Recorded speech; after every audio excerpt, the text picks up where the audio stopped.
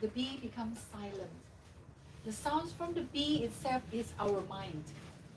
So the nectar is the knowledge. So my beloved Guru said, be like a bee, not like the flies. When the flies was searching for the smelly things in the market or on the dustbin, the more they found something that very fishy things, the flies will make more noise. So I told myself that this Vedanta helped myself to understand myself better. Myself and Swamiji and Mona, we are not here to change people, but we are here to improve ourselves. No one can change ourselves besides ourselves.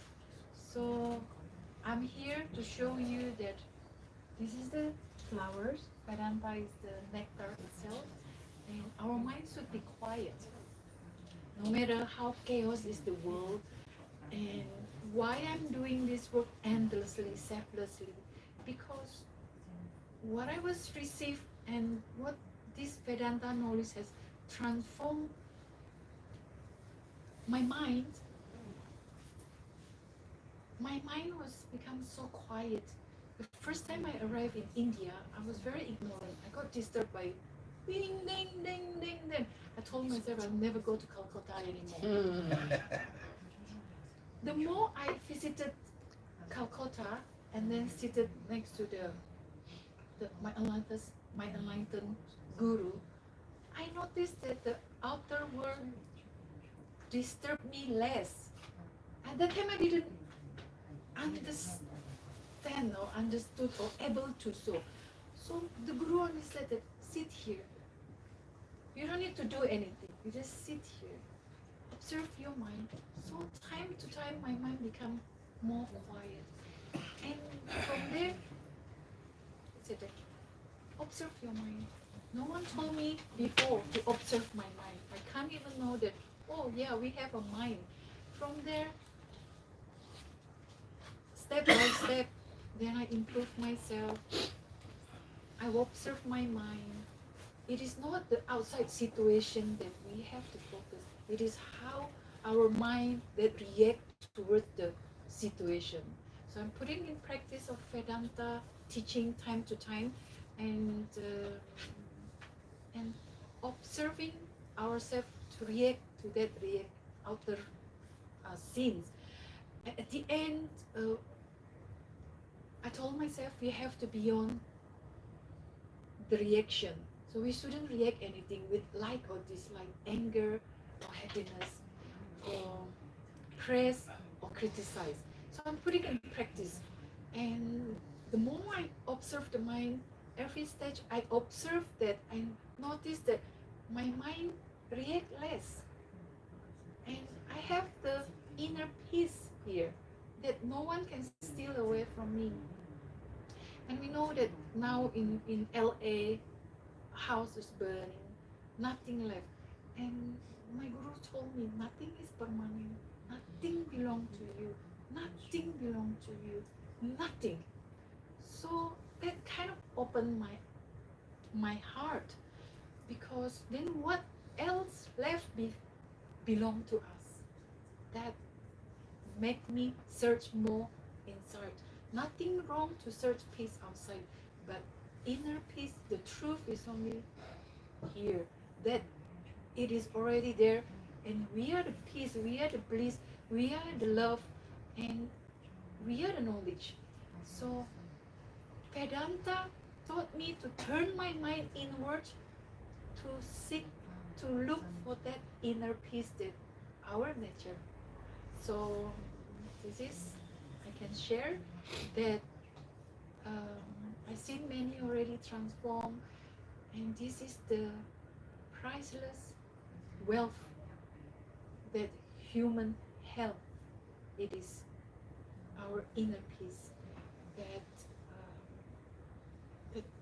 that we have to discover that, and then our life will be peace and blissful, because we need to be peace first with our mind.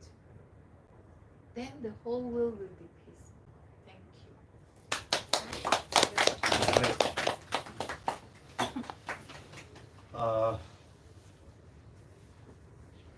We have our dear friend from USA, Clarice. I would request her to take off her, Her mask. the mask and to speak a few words. Which mask? No, we don't. Very nice. Which mask? Yeah, I have a bit of a cough. It's okay. It's been a busy week.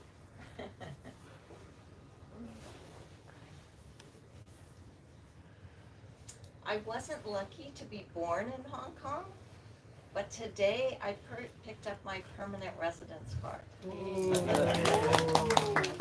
So I'm so honored to be in Hong Kong. I'm honored to be one of you. So we weren't so lucky to be born here, but we're here. We love it here. We feel you, we feel you're us, even though we may look different.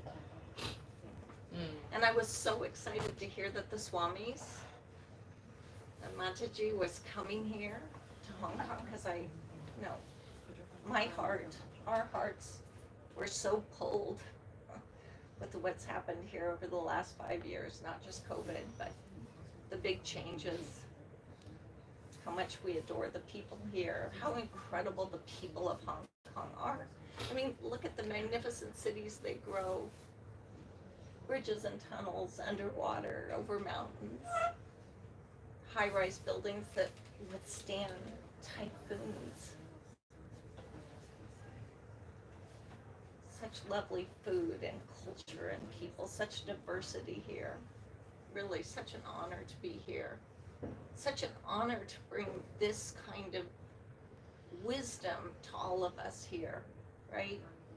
And it is that touches me so deeply. It's learning that we are one.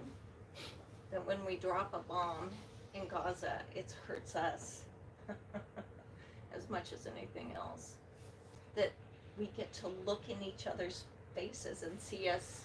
Did you say to us at breakfast, Swamiji, or did you say it to the group, that when we love someone so much, it's because we're searching for the self-realization to grow and love ourselves.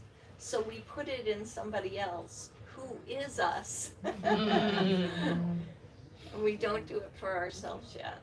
So it's lovely to find myself in all of you.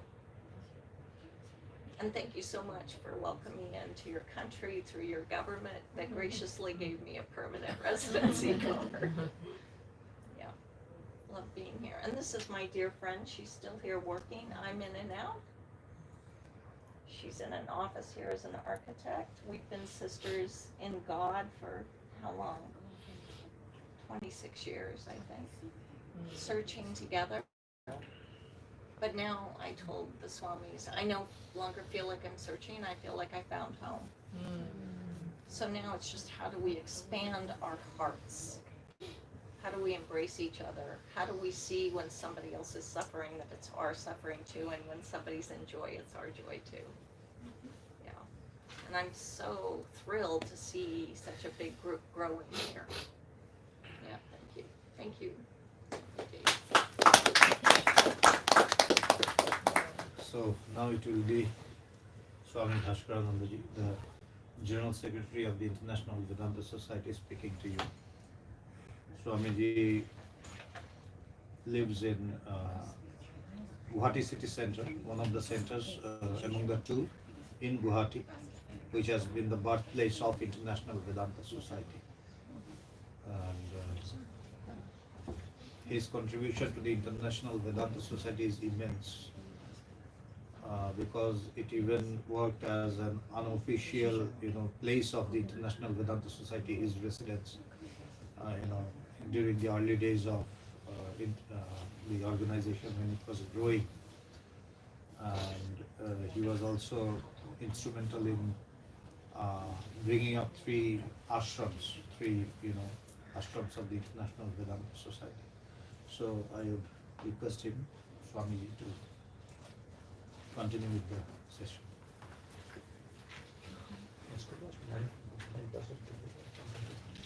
Today we can go a bit later as this is the last day. Yes, Mona? Yes, sir. Can we go a bit later if everyone agrees? Means if Of it's course. a bit more than 9, like 10 past 9. Already 15 we past have 9. lost. Yeah, of course. Yes. Okay, then good. It's okay with you all? Okay. Yeah, thank you. Thank you. Thank you, everyone. Today is the last session of this trip. And thank you, Shraddhama, Mona, and all of you for inviting us in this very, Thank you for coming so much. Yeah. no, inviting, that's why coming. And thank you, above all, thank you to my Guru, because Guru gives us great blessing. Having this blessing, I am to be here before you. And seeing the, what I feel in those days, seeing you, I had a thought, I have a thought in my mind and to share. Yeah, in Hong Kong, there are many skyscrapers. Which is the tallest? That hotel? Ritz-Carlton Hotel, ICC. Yeah, wherever we go, you can see that building. I asked Stephen, that building, we went there? Yes. So I have a thought, once you people like be that skyscraper, people will find you next, that building. Yes, these guys are practicing Vedanta. These guys are practicing spirituality. And it's my thought. Yes, because having this power, having this spirituality, it could be the example of everyone. So I pray to my Almighty, pray to my Guru, the power of blessing, comes to you from my preceptor, from my Guru, so that you can reach that point. It could be the example of everyone, like that skyscraper. So today is the important day.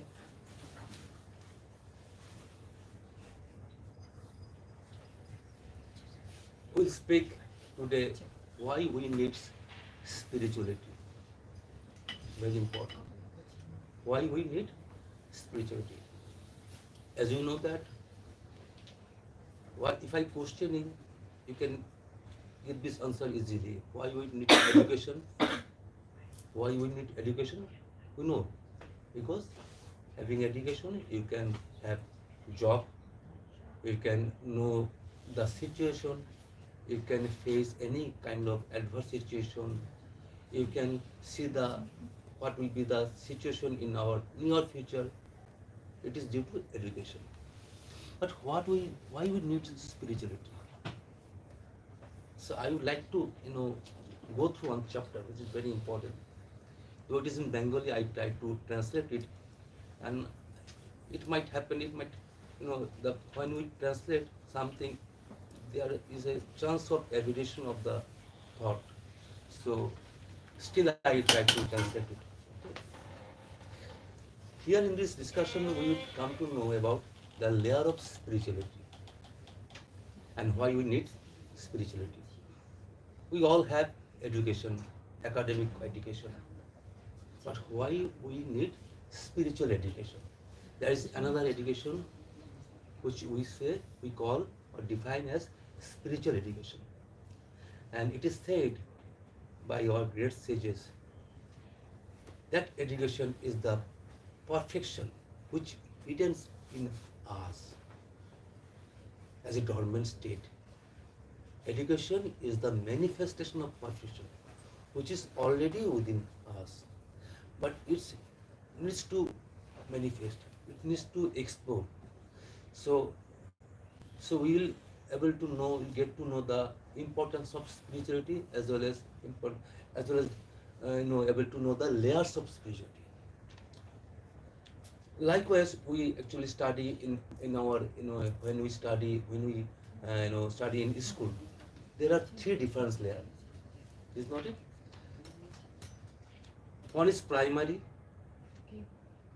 Second one is secondary, and the last one is. There are many, but as an average, last one is degree. Primary level means up to 4th class. 4 to 10 is secondary or 12 secondary, no? 12 secondary, yes, yeah, sorry.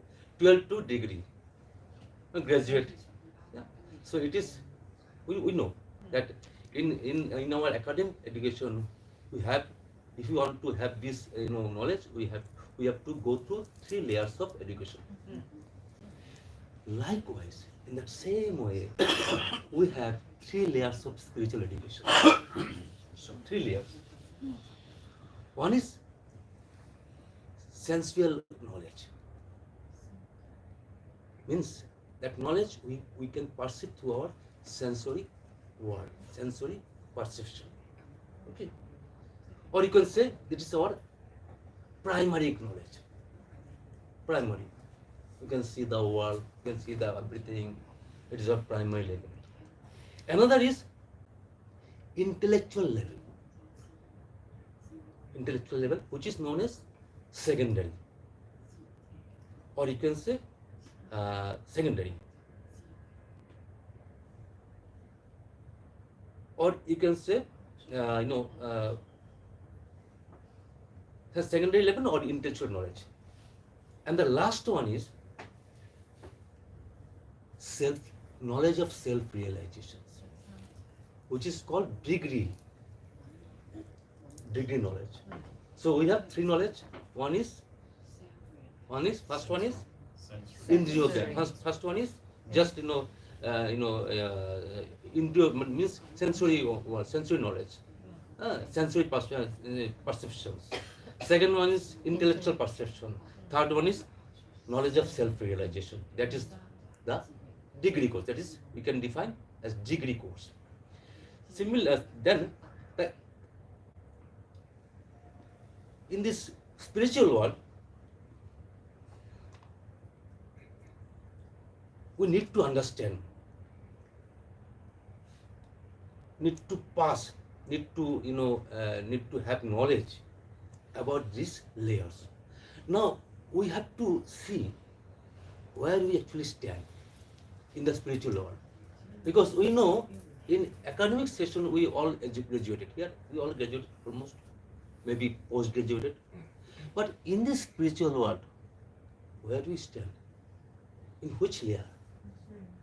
In which layer? Because it is very important. Because there are many layers are there.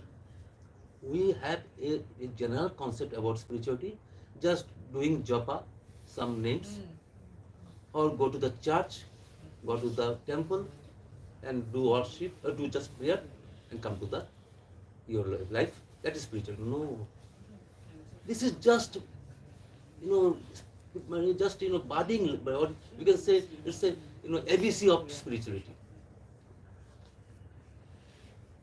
But we need more. We need a clear idea, clear thought about spirituality. Because, as I said earlier, the title is Why We Need Spiritual Knowledge. It's very important. Why? Why we come together? Why we come daily? There is one kind of attraction. Another is need to know something which is not conventional, which is beyond our traditional. And having this knowledge, we can have something extra, something different. So, just I'm making it translation. We just love to not love due to out of ignorance. We just remain in the basic level of spirituality. In the education level, we know that we are in the primary level. If we are in the primary level, our neighbors will say, "Why you are in the primary level?" Our parents will say, "Why you are in the primary level? Go to the secondary level, do study."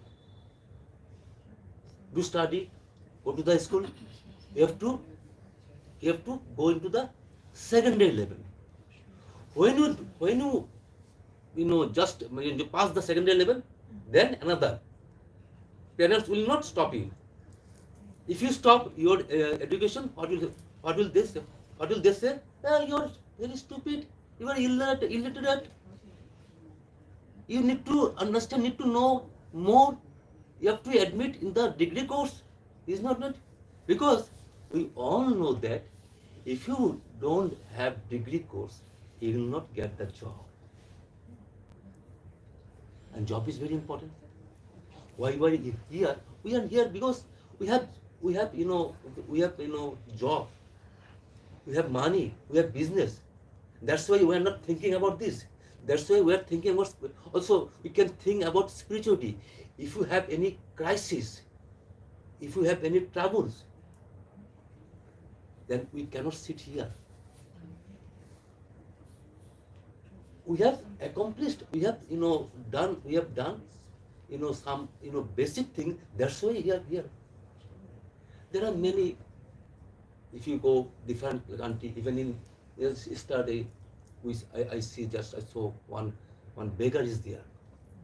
If you say something about spirituality to him, he would not listen. Because if you have empty stomach, you cannot think about spirituality. So we are blessed because we have capital, and thereby we can run our family. That's why we can give some time to know about spirituality. So we have to first accomplish our day-to-day activity. We have to keep back. We have to have balance, or else we're not able to think about spirituality. You understand? So, likewise, in the path of spirituality, we don't know about anything. We don't want to know further.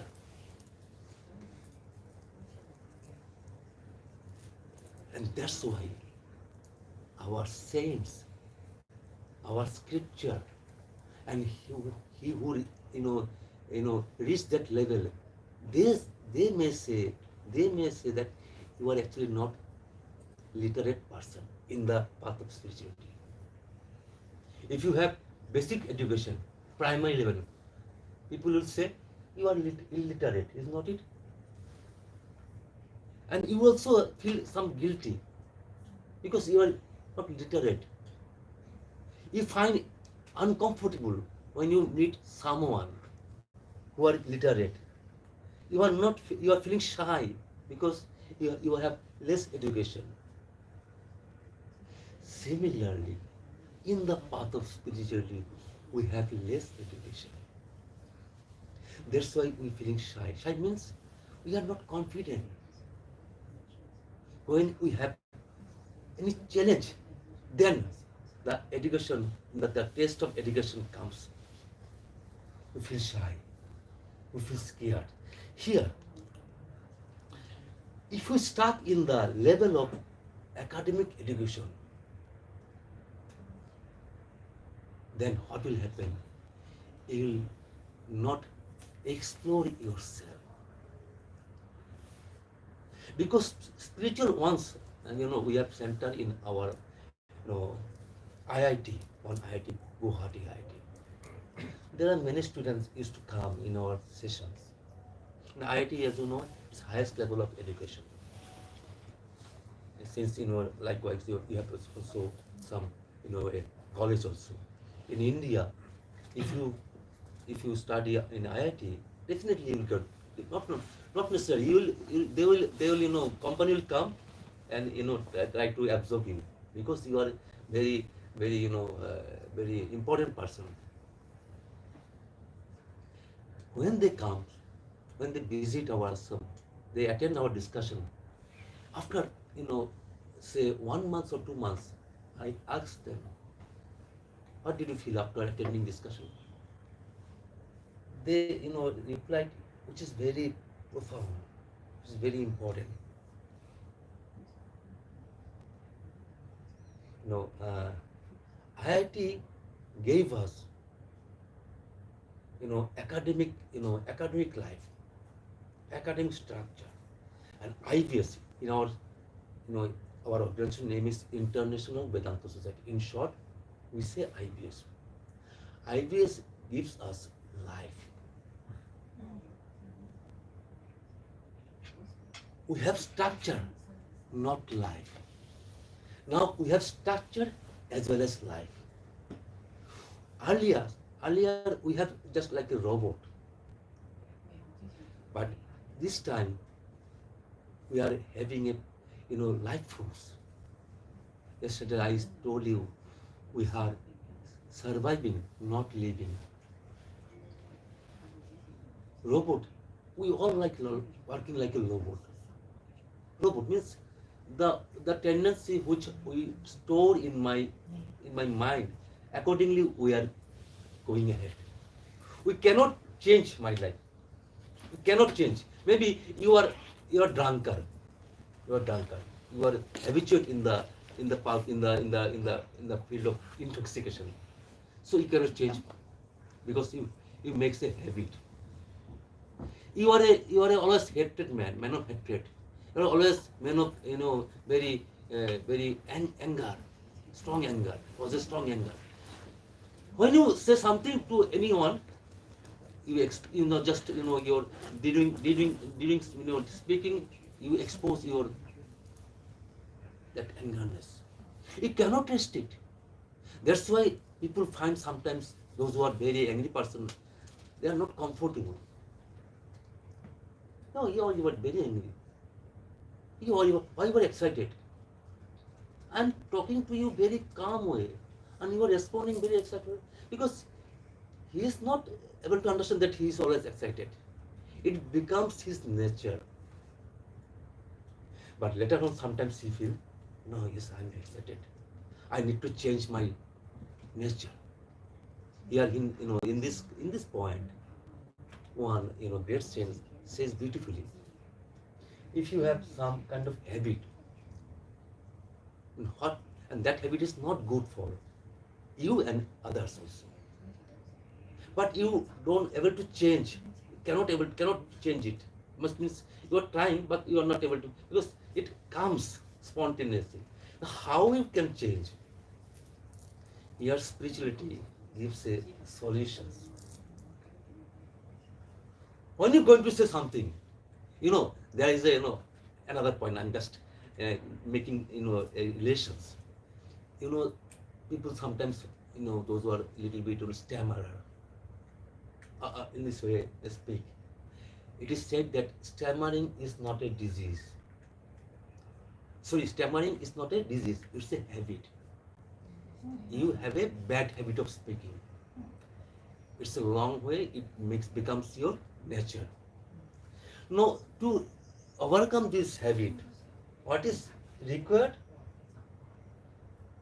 When you start speaking, because maybe you entered into the interview, whatever you remember, you forget, and you start stammering. We have that type of problem in every cases. Those who are very much that optimum level, we call them stammerer, because but stammerer that habit we have everyone.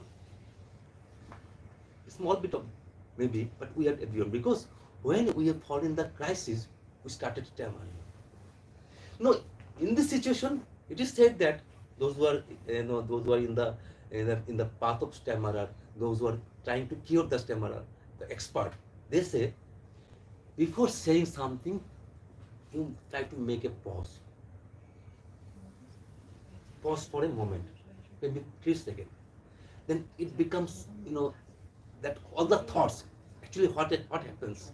All the thoughts comes to open. For example, in that corner, or maybe that point, all the cars are trying to cross, but there is a point, or traffic point is there. Stop and allowed one by one. Then what happens? It does not create any chaos, jump. Sometimes you can face jump. You have, sometimes you have also faced many jumps, not, in the road, because they are coming. They don't want to stop. In the same way, when you stop, when you pause for a moment, and then start speaking, you can able to say clearly, very, very specific way. That's the solution of stammerer. Now come to the in the spiritual world. We have anger of stammering. We have, maybe, very, disturbing thoughts, thought of uncertainty, thought of distraction, thought of, you may say unfigured thoughts. These are all creating us makes us in a problem. So what to do? You just, before going something, you just make a pause. Once a lady had a human, anger, very strong, when something going to say, she exposed his anger. She expressed his anger. So she's, always in the trouble. She went to Buddha. And Buddha said, and prayed to him, please do something, do some tantra mantra, do some, type of, do some japa or any this kind of activity, so that my anger will be removed permanently. Buddha said, okay, you come tomorrow with an empty bottle. She went. She went next day, bottle. Buddha said, okay. Oh, you come? Yeah, yes. Give me that bottle. Buddha went into the inside. After 5 minutes, Buddha came, gave it to bottle, that lady, and told, when you develop anger, when you feel anger, try to suck the bottle for just 10 seconds. Here I am doing something in this way. Is it okay? Will it be good for us, for me? Yes, you try to practice. Took that bottle and went. Just later on, after 5 days, Buddha also said, came, if you got result, came after 5 days. And when she came back, she said, it's very splendid result. You get some mantra, some kind of, some kind of power in the bottle, in this empty bottle. Buddha said, I never used to, give such kind of thing to any person. But what do you do? What it makes me, it tremendous change. What you do actually? What you did actually? Buddha said, I said one line. When you feel anger, you start sucking the bottle. Put the bottle into your mouth. That moments, I just allow you to spend some moments. And when you spend some moments in a crisis point, the power of mind which drags you to the problem, to the crisis, that power will cease. That is the secret. You understand? Understand? Actually, a thought pop up into mind. Let's go to the shop. If you not allow your thought to go, if you not allow your body to go, you'll be disturbed. Is not it? Once my guru, Sri Bhagavan said, don't allow your thought to go there. Rather, you just, you just absorb the thought. Maybe you have thought to have some, sweets in the shop. So you go there and enjoy the sweet. Then your thought will be absorbed. Is not it? when you reach to the shop, and when you purchase the sweet, and just have this sweet, then you will be satisfied, is not it? So long way to go. You have a thought, to satisfy the thought, you have to go to the market. There may be some problem, and again you have to search again another shop. There you go there, and then you purchase the sweet. Then when you have this sweet, then you are satisfied. It's a long process. Or Bhagavan just said, don't go for a long process. Rather, when you have thought, try to have this thought. It's another way. Wait, I don't understand. Are you saying you're trying to interrupt the thought? No analyze, here not analyze, just have the thought. How you have the thought? You see what I said, just spend the time. That Gautam Buddha just ask the lady, when you have anger, just spend some time, maybe 5 seconds, not too much, 5 seconds or 3 seconds. If you spend some time with this bottle, your power, the power of thought, because every thought has power, and the disturbing thoughts, tremendous power initially. The thoughts will not allow you to come here. Develops a disturbance. Same thing happened to us. Once my guru asked me, how are you feeling? I told, yes, I'm feeling good. Then guru said, your mind is good. Bhagwanji, yes, my mind is good. Don't believe your mind.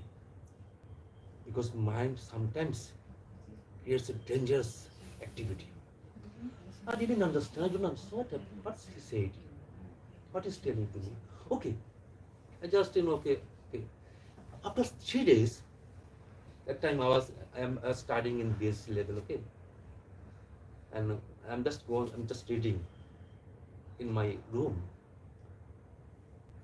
I was completely cool and calm.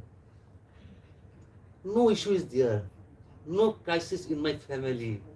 My parents also, in my favor. Everything is good.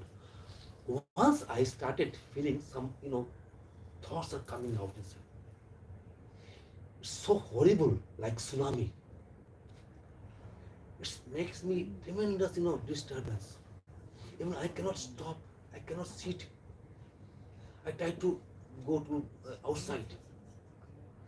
Then and there, I thought about one statement made by my guru, my Bhagavanji.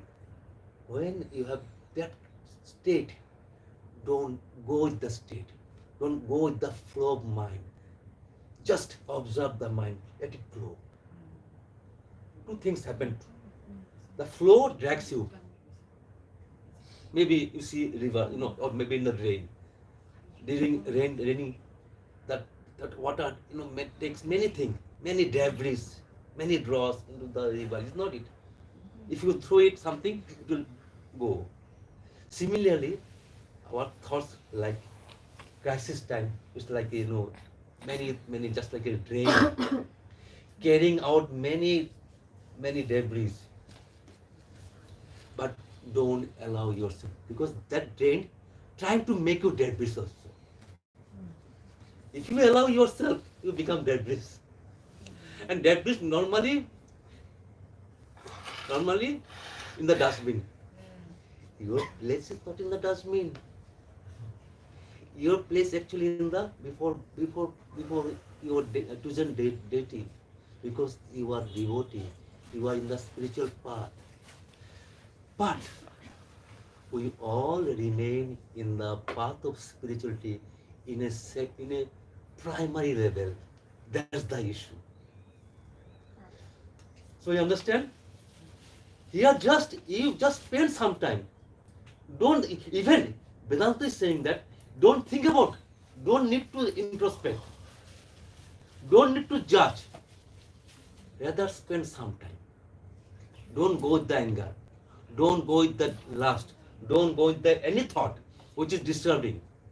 Just spend some time with empty. That That, in the bottle there is nothing. Buddha said, I did nothing. I just allow you to spend. This is the secret of spirituality.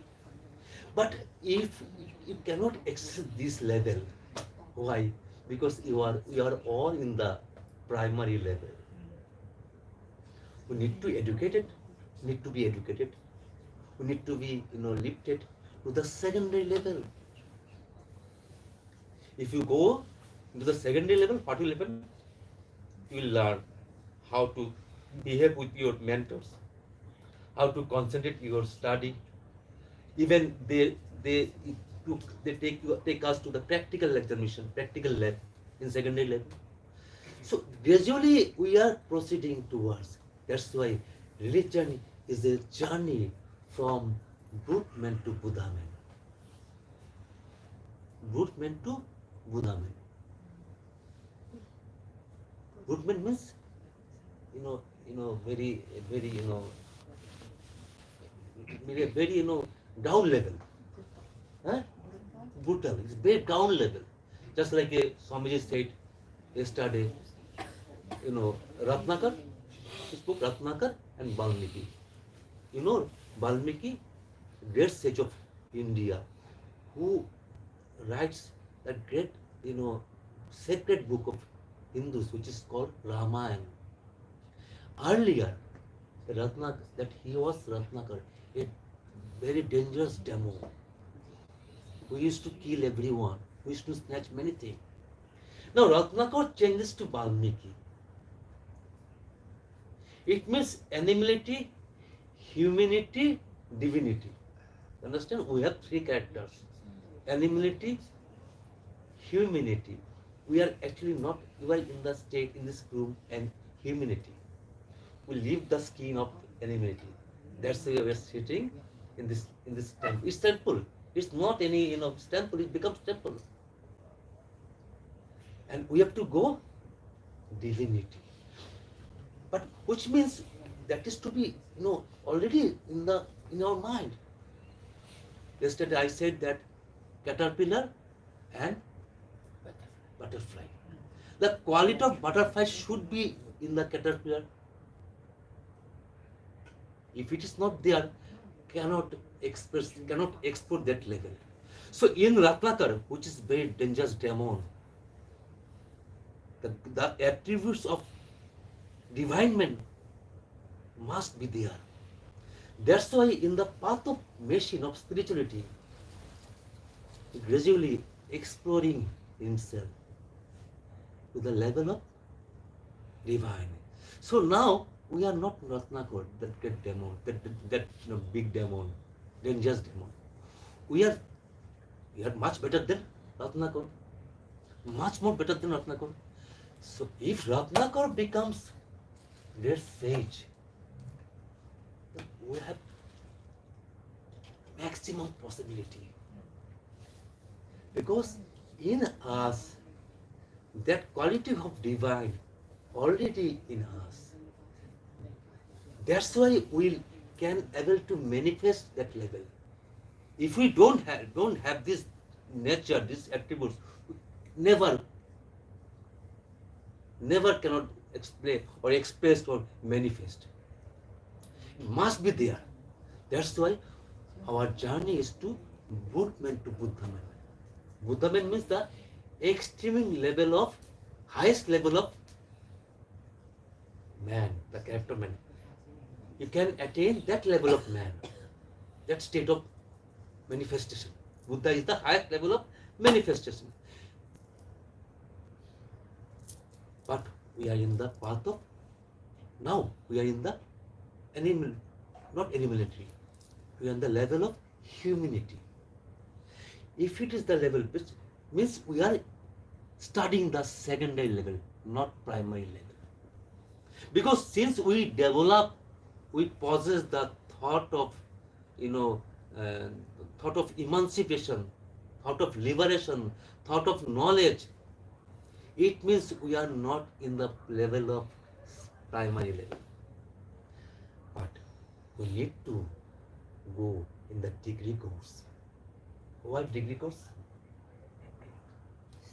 Yesterday he said that I am teacher. He is not a teacher by profession. It means since you are teacher, you must have degree course. That is why he is teaching. Or maybe there are many things. He is engineer. He is also degree in engineering.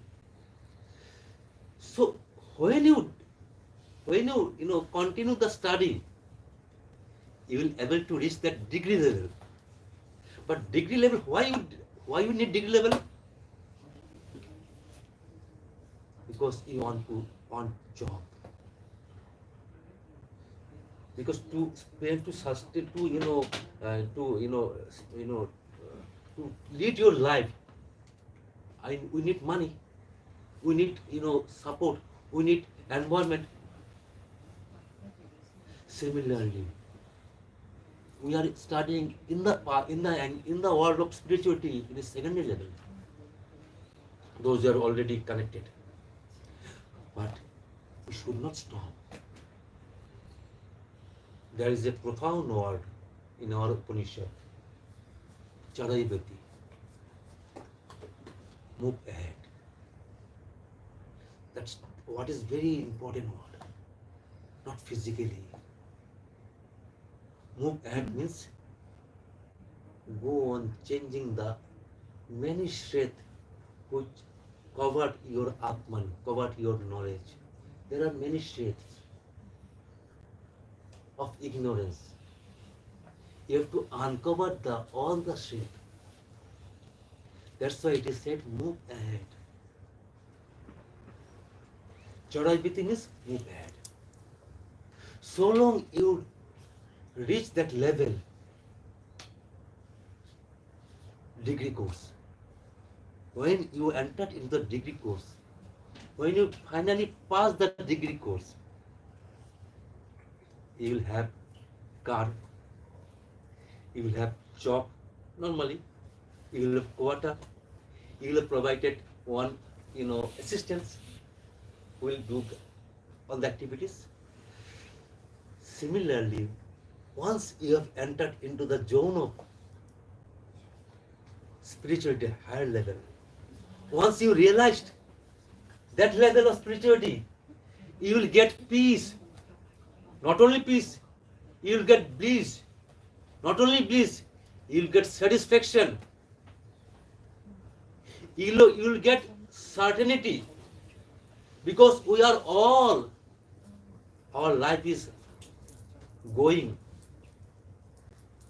the time of uncertainty. We are all uncertain. Because we don't know what is going to happen. But that is destined. Everything is destined. There is no destination. Understand? Everything is destined. But we are always uncertain. During the corona time, severe time, is very, very, what to say, what to define. I'm losing the word. Uncertain. No. The corona period, dangerous periods. We all in the room, in the house, not able to go outside. We cross the phase, dangerous phase. Still we are pending. Still we are facing uncertainty. What is pending? That time was there, the same thought is there. Now also we already face. It means the problem is not in the outside. Problem is in the inside. So long you have mind, the thought of uncertainty, thought of ambitious, thought of state of anger, this will all continue. When you have that realization, you'll find bliss.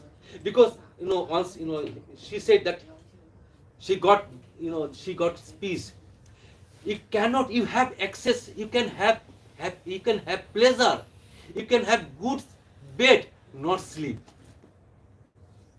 You can have good bed, you can have comfortable room, not happiness. If you want to have happiness, if you want to good sleep, you have to have cool mind. You have to need cool mind, balanced mind, and too cool because Once you entered into the zone of AC, you need to be cool. You need to be cool. No, it is the AC machine which makes us cool.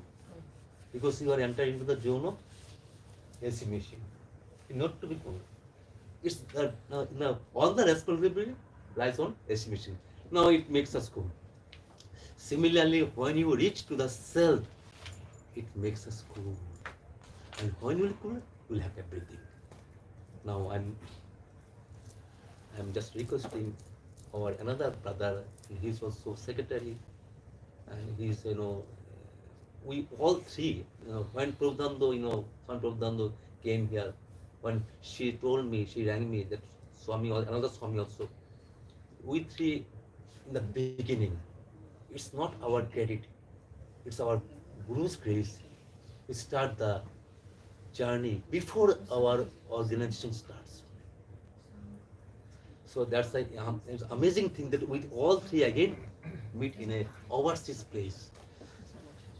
So I request my brother Swami Shankaranda to carry out the discussion in further level. Thank you. Pranam to him.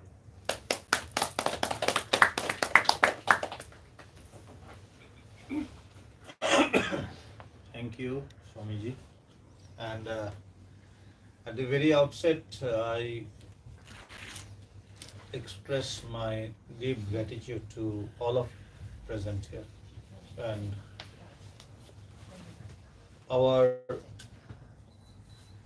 deepest gratitude from the entire family of the International Vedanta Society to you all for letting us enjoy these beautiful moments, because if it were not you, then we would not have enjoyed so much. Because if only we were there and nobody were here to listen to you, listen to us, then it would have been of no value actually. So you have added meaning to these discourses. You have added value to these sessions. So once again, thank you from the deepest core of our heart.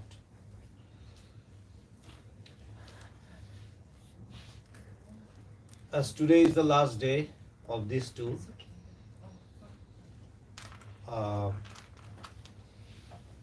I think that these days, these few days that we have come together and we have exchanged our thoughts, our ideas,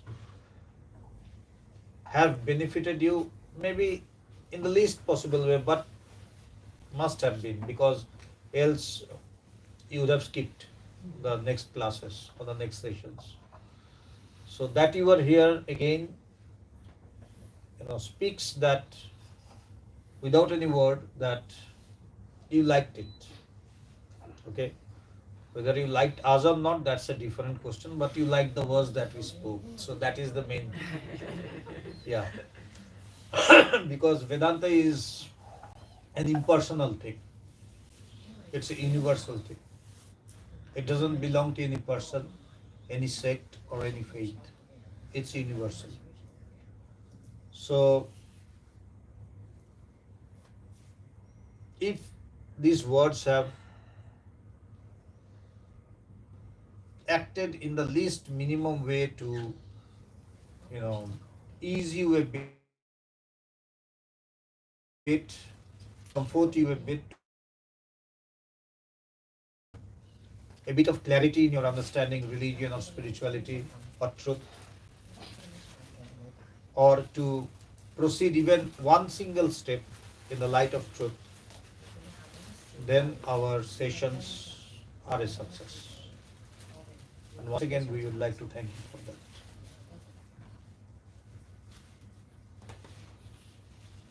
Swamiji today spoke of 3 levels of education.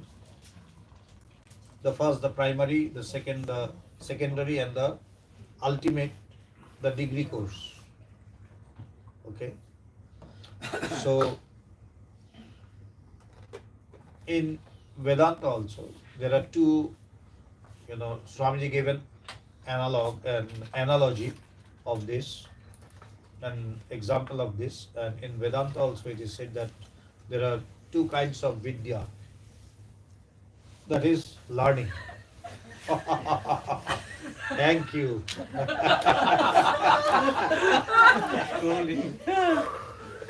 No, yesterday I told her that she has a very big heart and the heart of a mother, like serving us always. That's so kind of you. How do you say toshe? 多謝晒。 Toshe sai. Society. So, one is, there are two kinds of vidya, that is learning. One is the para and the second is the apara. Apara means that what we learn in our schools, in our colleges, in our universities, that which helps us earn our livelihood. That is known as the apara vidya. Okay, the external learning. And the other is the para vidya. And even reading the scriptures, knowing the scriptures come in the category of apara vidya. The only para vidya, that is the ultimate knowledge, is the knowledge of the self, self-realization. And until and unless we have this knowledge, our education is not complete. We are incomplete in our education. So it's good that we have started this to complete the education at least. And as Swamiji was speaking, that we are progressing. This is the process of development. Like from animality to humanity and from humanity to divinity. There is a very beautiful story in one of the most beautiful Upanishads. It's a very small story, but a very profound one. If you can comprehend a bit of it, I think it will be of great use. And it's very practical. Because, Vedanta is not a mystical subject. Vedanta speaks of the things that we experience on a regular day basis. There are two ways of explaining. One is the mystical thing. The mystical thing is one which we do not experience normally. Someone, a very rare person, can have that experience, and that is known as mystical experiences. And the other is the one which we experience daily. That's a common experience. Like that day we spoke of the three states: the waking state, the dreaming state, and the state of deep sleep. So this is a general experience. We all know that. So it's not something mystical. And that's the beauty of Vedanta, that it does not define spirituality in a mystical way. It defines spirituality in a general way. That experiences which we can experience, we all can experience, or we all experience on a day-to-day basis. So the story is like this, that there is a tree and the tree is full of fruits, ripe fruits. And when the fruits are ripe, they fall from the tree. When they are overripe, they just fall automatically. So they are full of the ground is full of such fruits, and there is a bird which is tasting the fruit with its beak. Now some fruits are really very sweet, but some are sour. It's mixed, sweet and sour, or bitter. Okay. So when it is tasting the sweet ones, it's busy in tasting the fruits, and suddenly it bites or it puts its beak on a bitter fruit. The moment it tastes bitter, it looks up, and when it looks up, it sees another bird on the topmost branch of the tree, the last branch of the tree. And that bird is quiet and calm and composed. It is lost in itself. It doesn't look anywhere. And it is lost in its own way. And seeing it, it feels so nice to him. And it just hops on to a branch, the lowest branch of the tree. And again, there are ripe fruits on that branch. Again, it goes on tasting those fruits till he goes on tasting the sweet ones. It's very good. The moment it again puts it big in a bitter fruit, it again looks up. And the moment it looks up, it sees that bird on the last branch in the same way. It is quiet and lost in itself, absorbed in itself. There is no change in it. It's not aware of anything whatsoever. As if it has nothing to do with this entire world, absorbed in its own glory. Seeing it, it again hops to the next branch. And again it gets busy in tasting the fruits. And this goes on. It hops on from one branch to the other, from next to the next. And gradually it approaches that bird. And when on the last branch, just before the one where the bird is, it does it again. It tastes very nice, very tasty. But then there is another bitter fruit. And the moment it puts its beak, it tastes the bitter one, it is again disturbed. And it looks up and sees that bird in the same way as it was in the beginning. And he hops finally. It gives the final jump and reaches to the level of that bird. And then it finds that actually the first bird, which was tasting the fruit, that it finds itself not as a separate bird, but it was the shadow, the reflection of that bird which was on the topmost branch. It sees that never were there two birds. There was always one single bird. What it felt was the reflection of that. Now, what does that? This is the story. What does that mean? In this world of happiness and sorrow, there are both. It's not full of happiness. The other day I told, it's a mixture of sand and sugar. You need to be an ant to pick up the sugar and leave the sand behind. So the world is neither good, neither bad.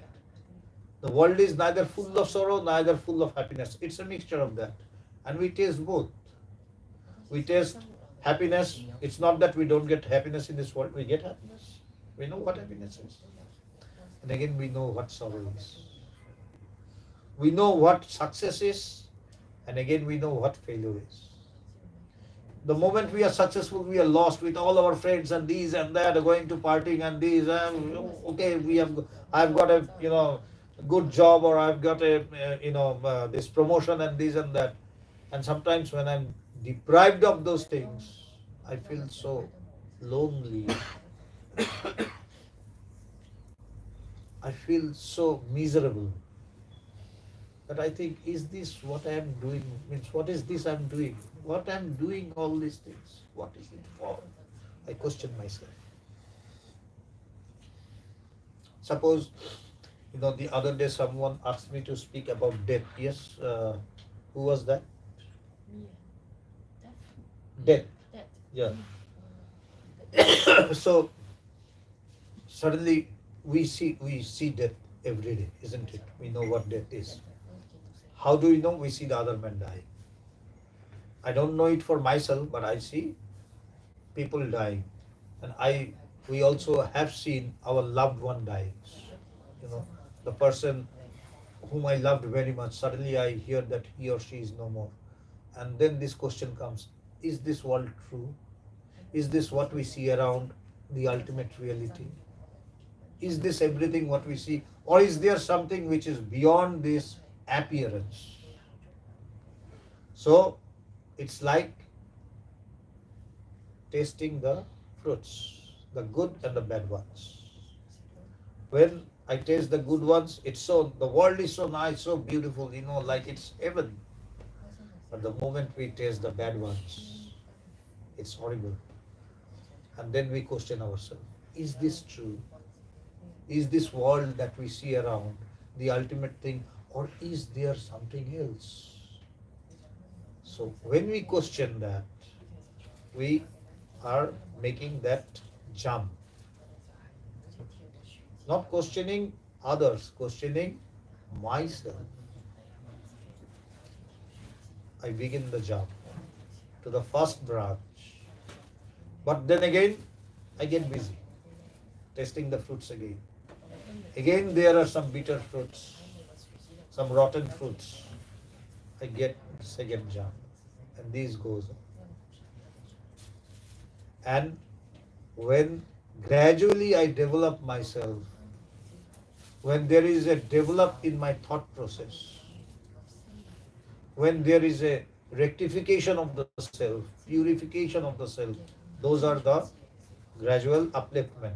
I am jumping from one branch to other, and when I get that jump and I question or I look at that word, which is the supreme reality,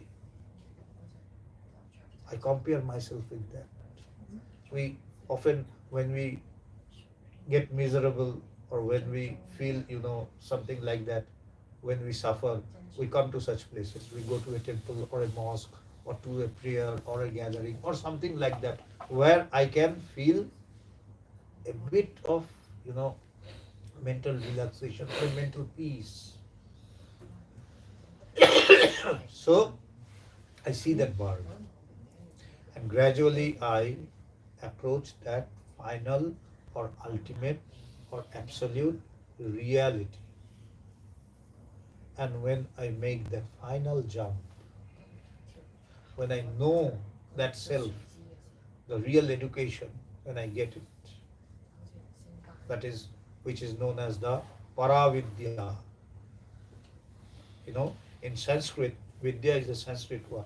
And there is a very beautiful meaning of Vidya. That means learning. It's not just education. Vidya is, in Vedanta, it is beautifully said that Ya Vidya Sa Vimuktaye. Sa Vidya Ya Vimuktaye. That which liberates you is known as Vidya. Liberates you from what? From ignorance, from limitations, from bondages, from any barriers whatsoever, any limitation whatsoever. That is known as the real Vidya, that is learning. And now if I question, like Swamiji said, that what I have learned so long, did it liberate me? Did it liberate me from my ignorance? No. Did it liberate from my sorrow, my sufferings, my miseries? And the answer is with me. Take it.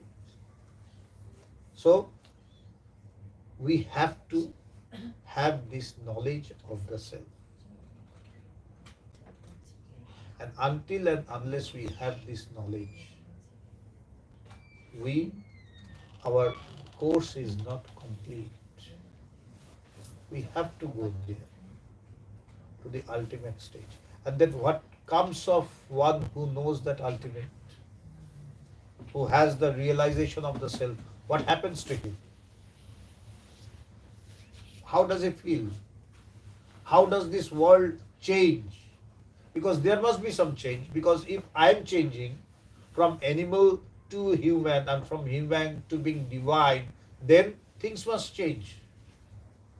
Because the world actually doesn't change. I change, and along with me, my world changes. The world never changes. You know, in Vedic Stotra we sang in the last two paragraphs that Om Madhu Vata Ritayate Madhu Ksharanti Sindhava. That means everything is sweet, everything is pure and sweet. But we don't see that sweetness anywhere. In the last one we said Om Purnamadah Purnamidam Purnat Purnamudachyate, that everything is perfect, but we don't see perfection anywhere. Everything is complete. We don't see completeness anywhere. But then were they wrong in saying so? No. They realized the completeness in themselves, and that is why they found the completeness, the fulfillment in this world. The world was the same. It is the same thing. So we need to change ourselves, and this path is the path of transformation, as we have been saying all these days. So how does this world change? I will end with a story that, and it shows how this world changes along with this knowledge. There was a very rich person, and he had a palatial house, a very big house like a palace, and just on the entrance of that palace there was a very big gate, and two ferocious dogs were tied to the pillars on either side of the gate, and they were extremely ferocious. Their expression, seeing their expression, people would get scared away. And the result was that no one went by that road because they were afraid of the dog. And gradually people began to go less and less and less, and there were no people. So one day this owner of the house, he asked one of his servants that why does nobody go by my house? He said, sir, I don't know. So he said, you go and ask, why is not anyone going by my house? So now the servant, he went and he saw some people going by the other way, and they were taking a long route. That was a short route. But because of the dogs, fear of the dogs, they were taking some other routes. Now the servant caught hold of one of them and said, I have come from that house and my master has sent me, and he has asked me that why don't you go by our house? There is a shortcut road. That road is a short one. And now they got the chance, to vent out their anger. And they say, you are from that house? How idiot you are. You have tied two such huge ferocious dogs at your house. They seem like pouncing on us and tearing us into pieces, and you ask now that why we don't go by your house. How stupid of you. So, and the owner of the house said, you just ask him, don't answer. Listen what they say. So he didn't answer anything. He came back and reported to his master that, master, this is the case. This is why that they don't go by your house, because they're afraid of those dogs. So the master said, okay, let me go. So he went one day and caught hold of another passerby. And the passerby was reacting in the same way. That you have such horrible ideas and things. You have money and you think that you can do anything. It's because of you have to take a long route. Just because that you have money, you can do anything. You can, tie those two huge dogs by your gate, and, you can scare us and do anything. So he said, okay, I'm here now. You come. He said, where? To my house. He said, impossible. Are you mad? I will be going to your house with those two dogs by your gate. He said, I am there. I am the owner of the house, and I am also the owner of those two dogs. So why don't you come with me? He said, no, I will die rather, but not go by your house. He said, I am with you. Be assured. I am with you. They will not harm you. I am the owner. So they know me. Why don't you come? So, but he was reluctant. The passerby was reluctant. But then he thought, okay, let me go. He's the owner and he's saying. And by the way, the house is very beautiful to look at. It's like palace, you know. So he was coming, but again at times he was trying to go. He said, please, you don't worry. Come with me. They will not bite. They will not pounce on you. You will feel good. Come on. Somehow assuring and reassuring, he brought the person near the dogs. And the person was seeing that the dogs are not doing anything. And then he became a bit, relaxed that, okay, they are not doing anything. And it's because of the owner. And then when they were just near the dogs, the owner said, you see, they are not doing anything. They are not even moving. Why don't you go a bit near and see? He said, no. He said, I'm there. I'm assuring you. And he went a bit near. And then he cried out, wow, what a wonder. What a beautiful piece of art. What a sculpture. Those two dogs were carved out of stone. And when he came to know that they are not real dogs but carved out of stone, but the carving was such marvel, it was such a marvel that he cried out of joy, what a piece of art. Wow, what a piece of art. This is what happens to us when we know the reality of the world. That the world is not like the dogs, ferocious dogs, ready to pounce, but it is a pure piece of art by the Almighty. When we know that truth, instead of being, scared, being frightened of all the things that we see all around us, when we will know the reality, that in reality, this world is consciousness absolute, it is existence absolute, it is bliss absolute. As we said, Purnamada Purnamidam Purnat Purnam Dachyate. Everything is bliss absolute, everything is perfect and complete in itself. Everything is full of, sweetness. Then, when we know that, we have heard it, we have not known it. There is a difference between knowing and hearing, isn't it?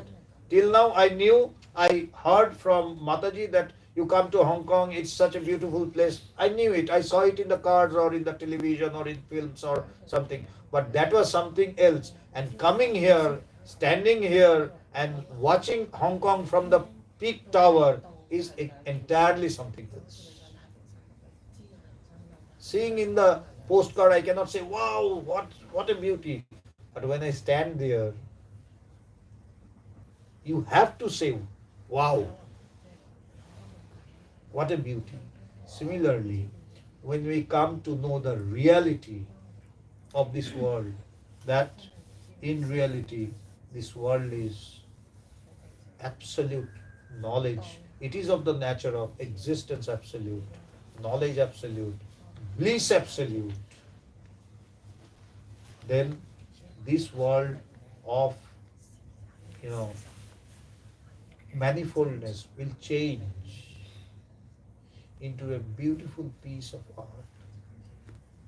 And then we can say, as the seers of truth have said, that Om Purnamada Purnamidam Purnat Purnamudachyate. Everything is so beautiful, so complete in itself. But until and unless we know the truth, we cannot enjoy the world in the real way. So Vedanta is enjoying the world to the maximum, irrespective of anything whatsoever. You come to enjoy in the real sense. But it's not that you become a stoic, someone is in pain and you are enjoying in front of her. It's not that, because we have that sense, Someone in front of me is suffering, but will I enjoy? No. I will help her in the best possible way. But I will know that, my dear friend, although you are suffering, if you could have known that you are bliss absolute, your suffering should have gone. And that is why this is the best help that one can do, one can offer. There are various kinds of help. Offering food to someone who is in need, as Swamiji said, that religion cannot be practiced or spirituality cannot be practiced in an empty stomach. So offering some a hunger food, that is of course a help. Offering clothes to one who doesn't have clothes is of course a help. But this help with the knowledge of the divine is the greatest help. Because if you help one who is hungry, you can help him. Take him to Ritz Carlton and give him a very good lunch. But then again, in the night he will be hungry. So it's not a permanent, there is no permanent solution to it. You have to give him a job. Then it will be some sort of relief to the person.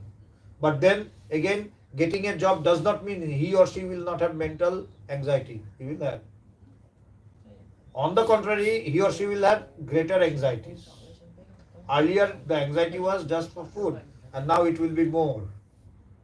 So the only permanent solution, like in the International Vedanta Society, we do such activities. All year round, we do welfare activities like providing food or providing, clothes. In the winter, we provide woolen wares or woolen blankets, free medical camps, free eye camps. We go in the villages and offer study materials to poor children who are studying. So we do that, but that is not the aim of International Vedanta Society. That is not our main work. Our main work is to provide this assistance with the knowledge of the divine and telling you that this divinity is not somewhere up in the sky that you have to explore. It is within you. And you are verily that supreme bliss. You are the embodiment of supreme consciousness, of supreme bliss, of supreme truth. Know this and become free. This is the only permanent solution. And hence, Vedanta offers a permanent solution to all our problems. How? Like if in a dream I told you that day also, I think here only we spoke about this, that if in a dream I see a tiger is chasing me in a forest, I cry for help. I am so frightened, I'm running for my life, because if it pounces, I'm gone, I'm dead. But in reality, if it pounces on me and tears into pieces, nothing is going to happen. But in the dream, I cannot think of that. In the dream, I know that if it kills me, I'm killed, because that is my existence there. But in reality, if in my dream, if it kills me, in reality it is no harm. I will not get a scratch on my body, isn't it? But I know it only when I wake up. In my dream, I know if it kills me, I'm gone. I'm dead. Similarly, as all my problems of the dream can only be removed by awakening me, someone who is awake, pushes me and wakes me up, that is the only permanent solution to all my problems, to my fear, to the forest, and I'm feeling thirsty and I'm sweating and I'm, screaming, shrieking. The only solution is waking me up. Similarly, we need a transcendental awakening. That awakening is known as the material awakening or the external awakening. What we need is a transcendental awakening. And when we have this awakening, we will see that all our fears, all our sorrows, all our miseries, all our worries are solved in a just one awakening, just like that. And there comes the Guru who says, hello, my dear, you are sleeping and dreaming. Come on, wake up. I wake up and see the tiger is gone, and then, oh my God, what a relief. Vedanta gives this relief, and this relief is the permanent relief. So Vedanta speaks or advocates a solution which is permanent, which can solve our problems permanently, but not according to the way I desire, because we have our own likes and dislikes. I like my problems to be solved in my way, but no. When we go to a doctor, if I say, if the doctor gives me 5 medicines and I say, doctor, is the first one very necessary? The second one, I think it's not good for me. The third one, I think instead of 3, I can have 1 in one day. The doctor will say, then do your own things. Don't come to me. Because when you come to me, you cannot have your own likes and dislikes. You have to follow my instruction. Because I know what has actually happened to you. I know what is your disease. Though it is your body, but you know you don't know. You are not aware of your disease. Similarly, though it is my own mind, I am not aware of my disease. Here, the self-realized person, who is the Guru, he knows what the problem is, and he will provide the solution, but not according to my choice. He will provide the solution according to his choice, and he will only provide that solution which suits me best, which can solve my. So, with these words, I would like to again thank you from the very core of our hearts, from the entire family of the International Vedanta Society, for making these sessions a wonderful session and making this tour a success. Thank you, thank you. And if you have any questions, yes, you can ask. Yes, Salvi.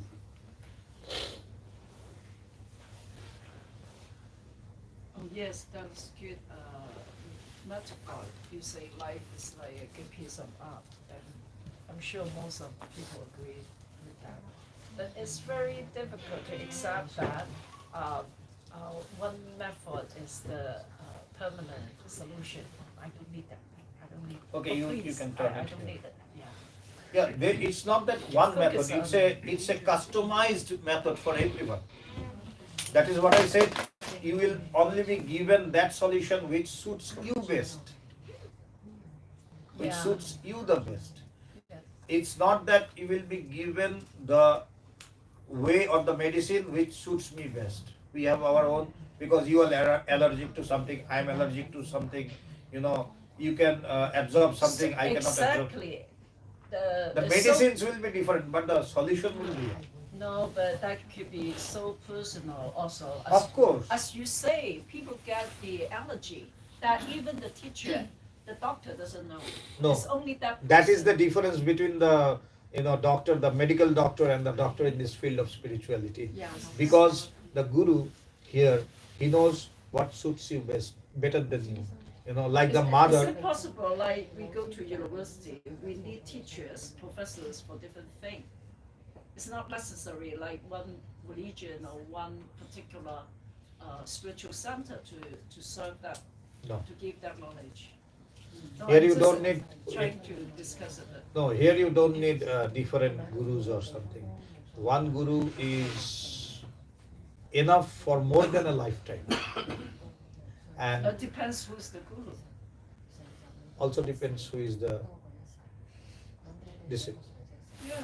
Because Yeah. if you are really earnest and really sincere, just a word of the guru is sufficient for you.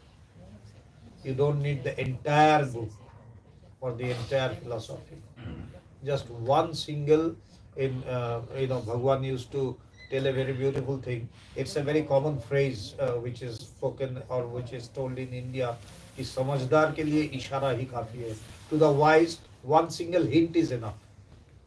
So similarly, in this path is the path between the guru and the disciple. And it has been handed down in this way, this knowledge, this knowledge of truth, this knowledge of self-realization. It has come all the way from the guru to the disciple, and this tradition comes, So, but again, I say it's a very customized way. even we saw in our time, with us, I would say that what Bhagavan said to me was very different to what Bhagavan said to him. We are brother disciples. We have been in the International Vedanta Society right from the inception of the International Vedanta Society, but Bhagavan's instruction to me and to him were different. Though the essence is the same, but the way to approach that truth will be different, and it will be customized. It will be tailor made for you, because one, you know, this piece of cloth would not fit you, me, him, and everyone. Actually, it's inspiring. It's good to have the discussion when we say oneness, right? And everything is interconnected, interrelated. And just this afternoon, I just happened to have a call with my mentor, my spiritual teacher, who's a Chinese. And I say, well, in fact, tonight, because we meet this late afternoon.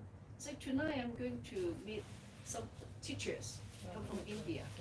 And it's been very nice, to know different technique or have different knowledge about the spiritual practices. And he said, well, that's great. And like just you say, I don't call master, although I think he's more than that. But people can really touch your heart, if you have that spiritual connection. And he's so generous, so great. And it's like, you should explore more. We know each other for a long time, And so generous, so genuine, and so authentic to share, to connect, and to show the love, with no boundaries, no Exactly. differences. We need to And that is very, very the permission of adorable. Swamiji. Very adorable. I'm just giving one example which is very important.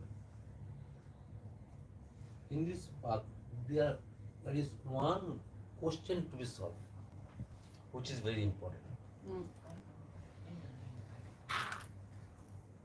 which is know thyself. Okay, it's like we have many zeros. We have adding one zeros. We don't have any value. If we add one before 0, 10, 100, 1,000, so to know thyself, to know me, that is one. You are adding one. And by adding one, you have value. You are creating value. Getting what? By adding one before 0, we have many things, but we are not putting the value of who is enjoying, who is knowing all these things. That to be known, that I to be known. I am your Shelly, no? Shelly. But who is I? She said, I am wearing mask. You are wearing mask of Shelly. You are wearing mask of Chinese. You are wearing mask of Hong Kong. You are wearing mask of female. These are all masks. You have to unmask all these things, because this mark actually imposed on your identity, which is not yet solved. If you solve this, then you have value. Your life will be fulfilled. So you have to add one, that figure, which is very important. Without one, you cannot have value. So if this, you need to solve. And because one thing is, as you said in our previous, last night discussion, discipline comes from discipline. As I said, so Guru never say do's and do's. You try to make a relation with Guru. Having this, innovative, separate relation, you develop the process. What to do, what not to do. That's very important. And once you develop, you can start your journey. And similarly, just likewise, that day, in our first meeting with that community, Sindhi community, after this meeting, someone asked question.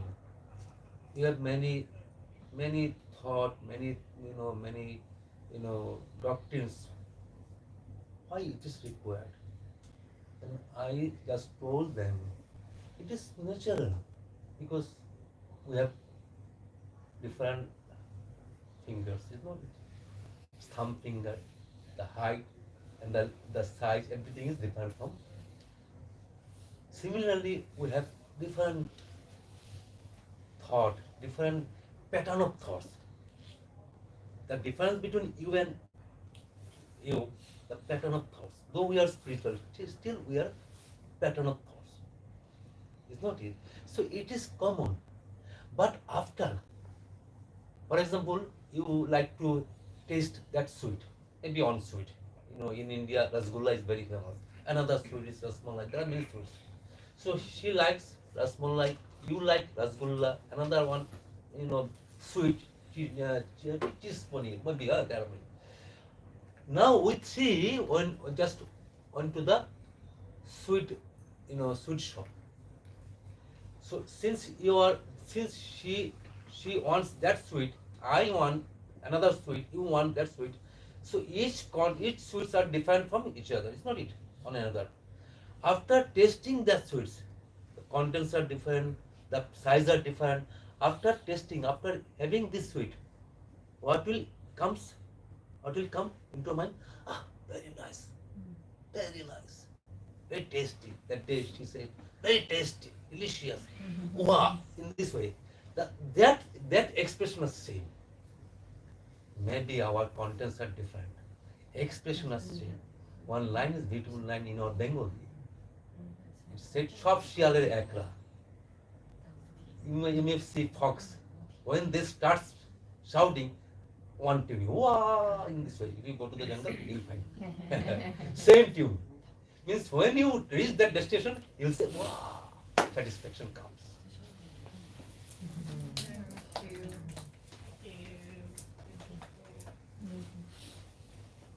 Yes, if you have anything to share or to ask anyone. Yes, Maya? No? That's good.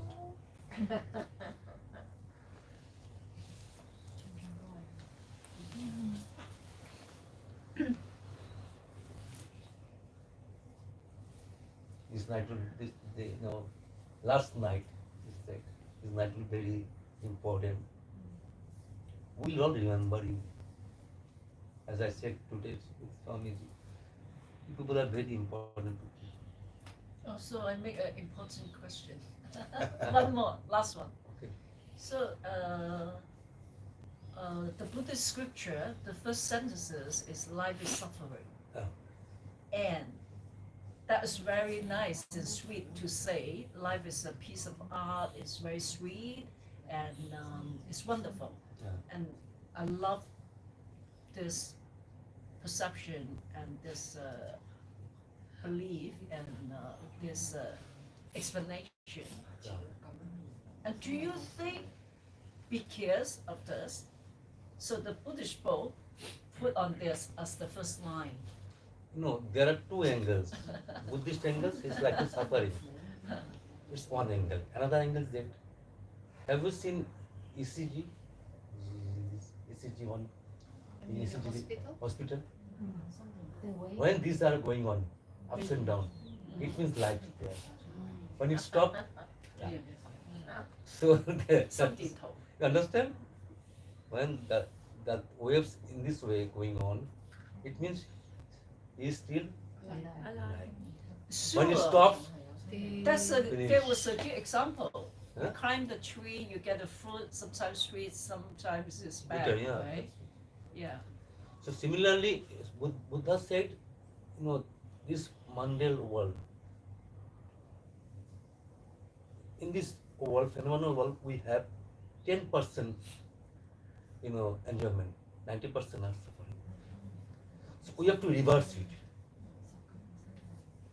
When it's possible, when you solve the basic fundamental question, that is foundation.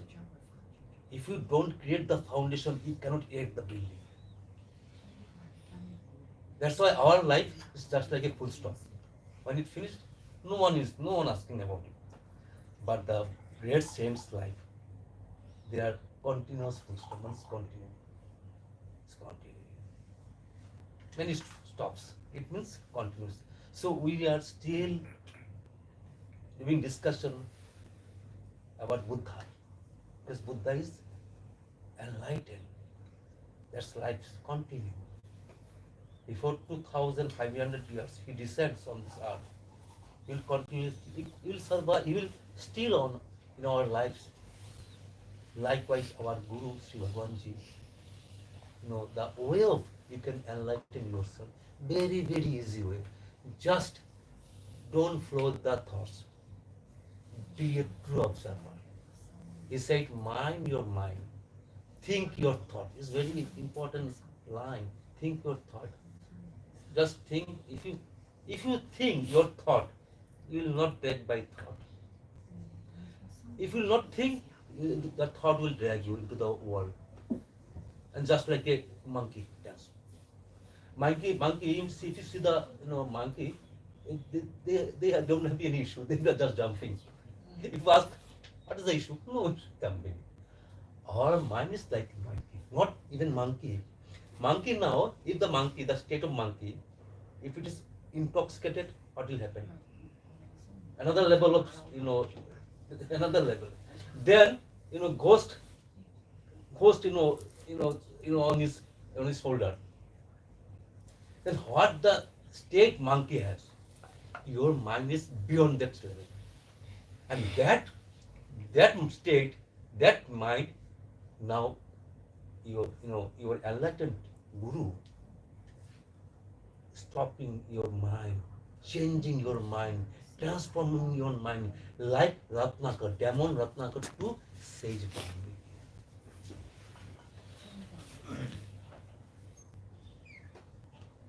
Any question? Another thing that which you said, life is suffering.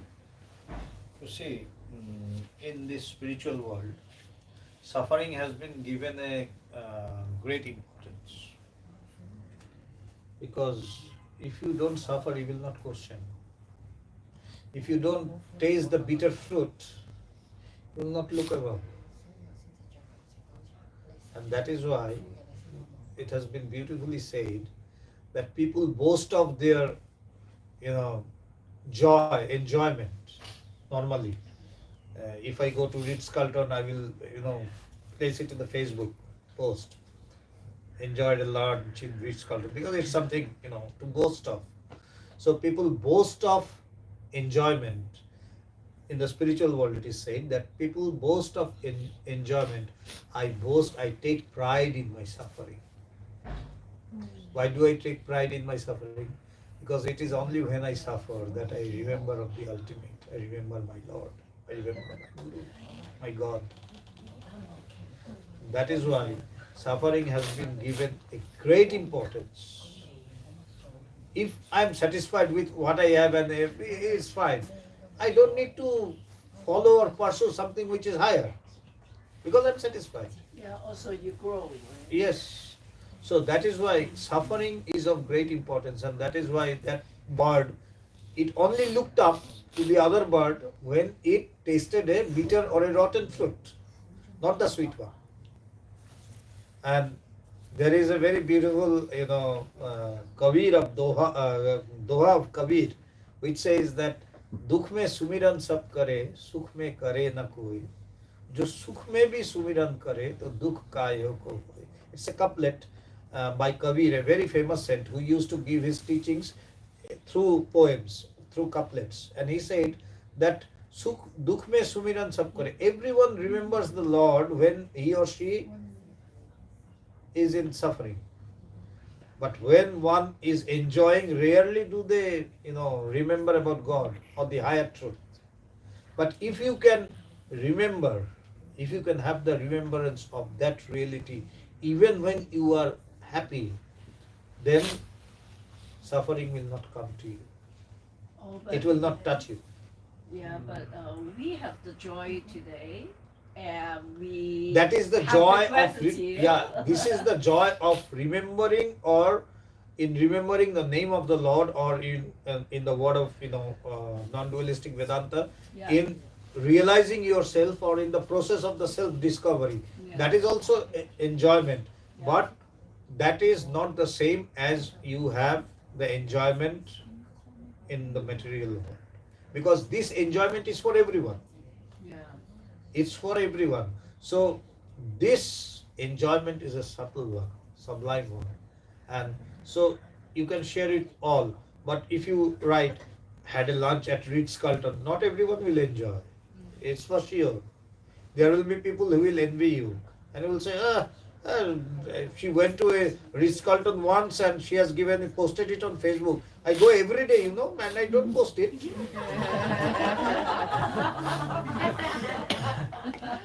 So, but this is the joy with which you can share with everyone, and it multiplies when you share. It will multiply when you share. That is why this knowledge, it's so beautiful. It never decreases. It increases as you go on sharing.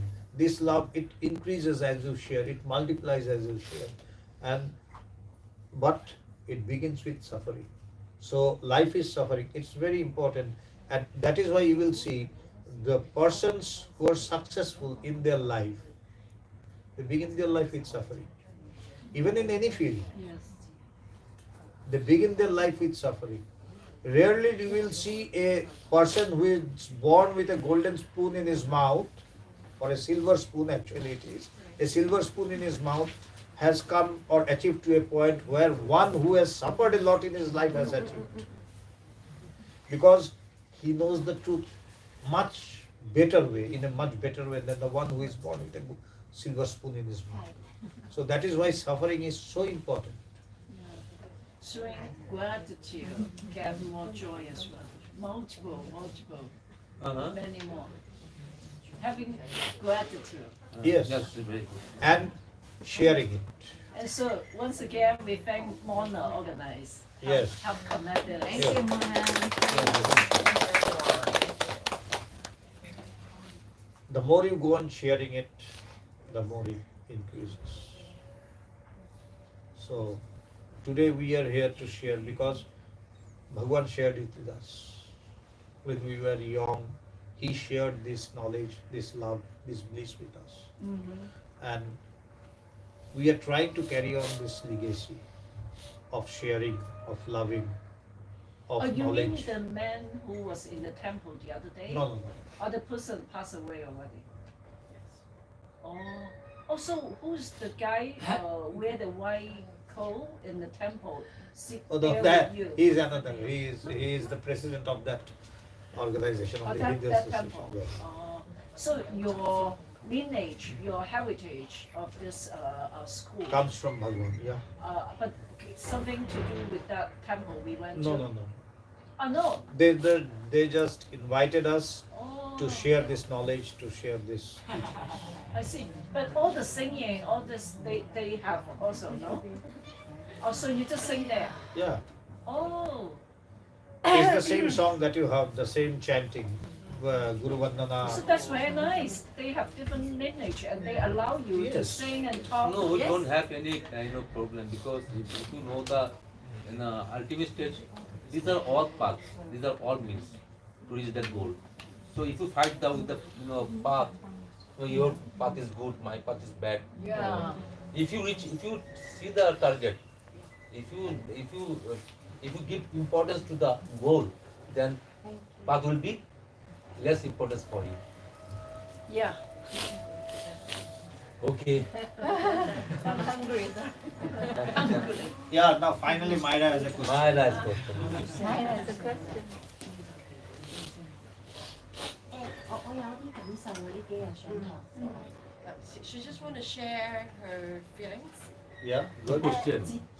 上堂度，依家咧感覺我自己又同佢講，我嘅心嘅燈咧開始好似開咗咁啊，好光啊咁樣咧。She feel like the light in your heart lighten. Wow, 跟 great. 住今日咧同一個朋友傾偈就話，我有呢種感覺啊。跟住佢話咧，好開心你開咗你心嘅燈啊。佢話我到而家都未揾到開關啊。佢嗰個你嘅朋友。啊，我話我 When she shared to her friend this afternoon about this feeling, and her friend said, "I'm still looking for the button." 跟住咧我就話，唔係喎，其實我哋嘅心嘅燈咧一路都開緊，只不過我哋戴咗個超啊。所以咧就唔知而家。She said that she told her friend that no, actually the light is always on, but we put our glasses on. Wow, great. You said very Thank nicely. you，好感恩佢哋啊，多 Thank you 謝 so 多 much, 謝。 as she said. This is the teaching of Vedanta. It says that the light is always there. 都係一樣咁講。We just put our hands on our eyes and say 不 it's 過佢 dark. 用隻手咁遮住，你就 So, 用眼鏡。 but the light is always there. Just take off your hands.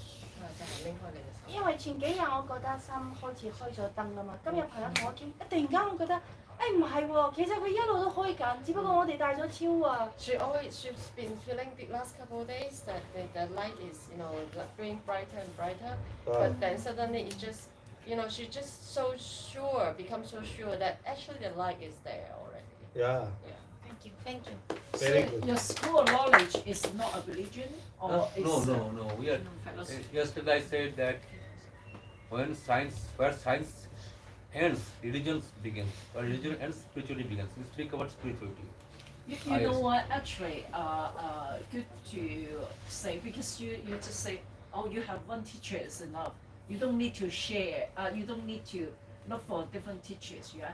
For that reason, what excuse I have is I was thinking to post it a few days ago, and then because my teacher, my mentor, is every day we have message and see his Facebook, my Facebook, and so I was like, if I post it, I need to explain and so on. And this is your school. It's very good to implement in Hong Kong. In fact, the city is full of like left or right, yellow or blue, all this right judgment. So even I subconsciously fear, I didn't even know until now. So why I don't post? Oh, because how people think of you. Are you tracing other masters? Are you going to the left or right? And all this. No, at least It's No, crazy. you can just post them and you need not think of others. The thing is that we are speaking, we are here not to form any sect or any other thing. We are here just to share this knowledge, just to share it and enjoy it. So enjoy it as much as you can, share it as much as you like or as much as you can. Yeah, Because- it's just like I took the photo with you in the temple the other day. I shared to a friend, and people start to think, oh, you go to another temple. So I don't want to Many, care many too times. much. Thank you. Okay, good luck. So, this is the fear which holds us back or which pulls us back, this fear. So, there is nothing to fear. Nothing to Sometimes you just don't want to explain to people, how they say, see it. You don't have to judge it. answer everything, because if you want to answer everyone and satisfy everyone, you cannot reach anywhere. Yeah, sure. If you want to satisfy everyone and answer everyone, you cannot reach anywhere. Yeah, sure. Yeah. Wow.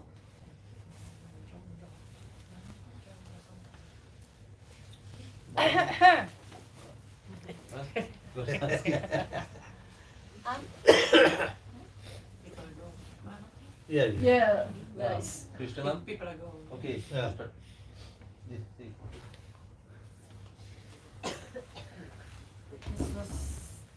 beautiful session. It's again, we end with the Mahamantra, the Hare Krishna. People who know the lyrics